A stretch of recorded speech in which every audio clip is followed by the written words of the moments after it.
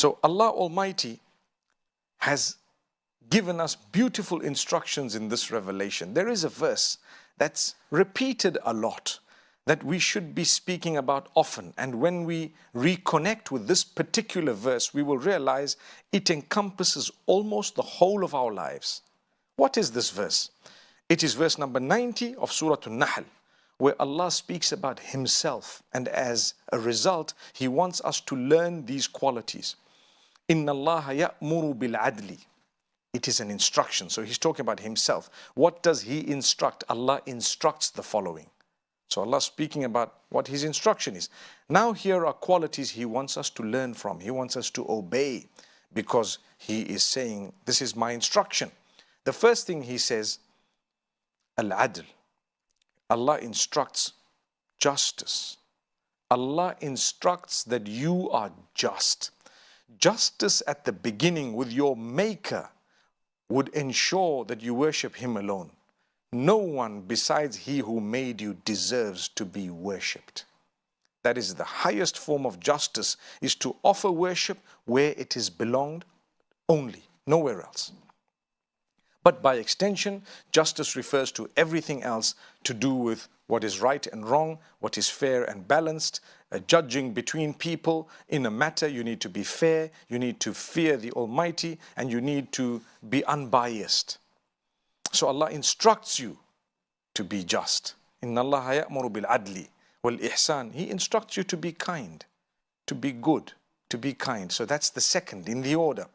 You are just, and then you are taught to be kind. Wa ita'i dhil qurba. And He wants you to give to your relatives who are in need.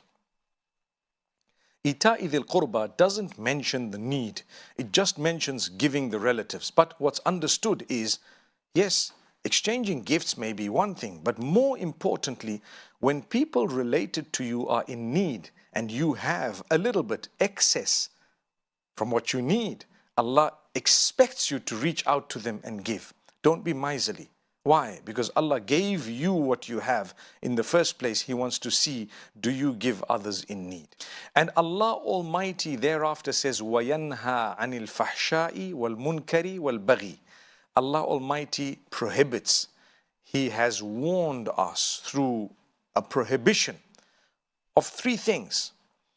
That doesn't mean that there are only three things in the list of prohibitions by Allah, but in this particular verse, there are three things being mentioned.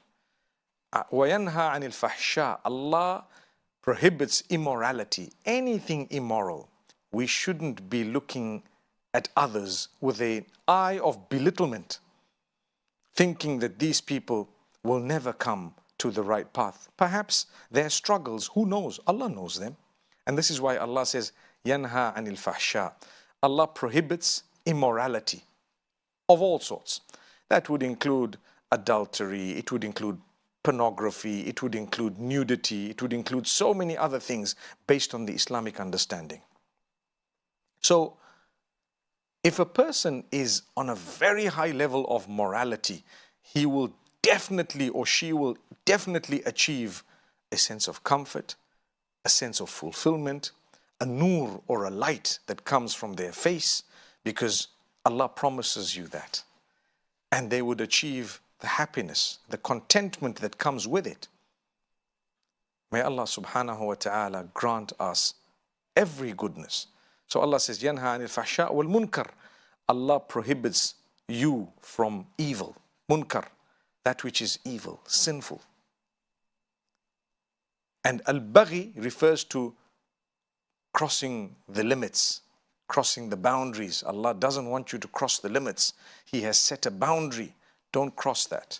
You know, it's called transgression. Do not transgress. Don't go beyond what Allah has ordained. So if you are going to protect yourself from immorality, evil, and transgression, you have succeeded. That's Allah. Allah has promised you and guaranteed you that you save yourself from immorality, evil, and transgression. MashaAllah. So reconnecting with revelation would ensure that you engage in good things and stay away from bad things. and you recognize what's good and bad. Someone might say, for example, what's a big deal about how I dress? Well, if you're a believer, there is a big deal. If you believe and you actually take the word of Allah as important, then surely it's a big deal. If Allah told you don't do this, how could you claim to be a believer and ignore that? That's why Allah says, مَا كَانَ لِمُؤْمِنٍ وَلَا مُؤْمِنَةٍ إِذَا قَضَى اللَّهُ وَرَسُولُهُ أَمْرًا أَن يَكُونَ لَهُمُ الْخِيَرَةُ مِنْ أَمْرِهِمْ. Surah Al-Ahzab. Allah says, a believer, a person who believes, male or female, it is not befitting for them to call themselves believers and then claim that I have a choice regarding what the Almighty wants and doesn't want, and has instructed and hasn't instructed, and the messenger has instructed and not instructed. What was the claim of belief for in the first place? And remember, we believe that revelation was sent in order for us to be able to lead the best life in terms of quality, with the challenges and the hardships and the tests that are going to come in our direction. The Almighty will continue to keep us afloat and keep us happy and content and smiling all the time.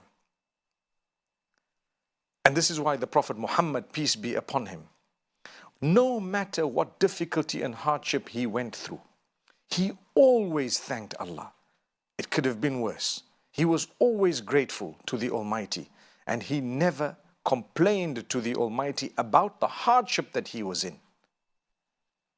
So we ask Allah Almighty to grant us from His goodness, and Allah Almighty definitely says that those who believe, male and female, and those who do good deeds, male and female, Allah will grant them a good life. فَلَنُحْيِيَنَّهُ حَيَاةً طَيِّبَةً, a good life. And in the hereafter, paradise awaits them. May Allah grant us goodness in this world and the next. أقول قولي هذا وصلى الله وسلم وبارك على نبينا محمد.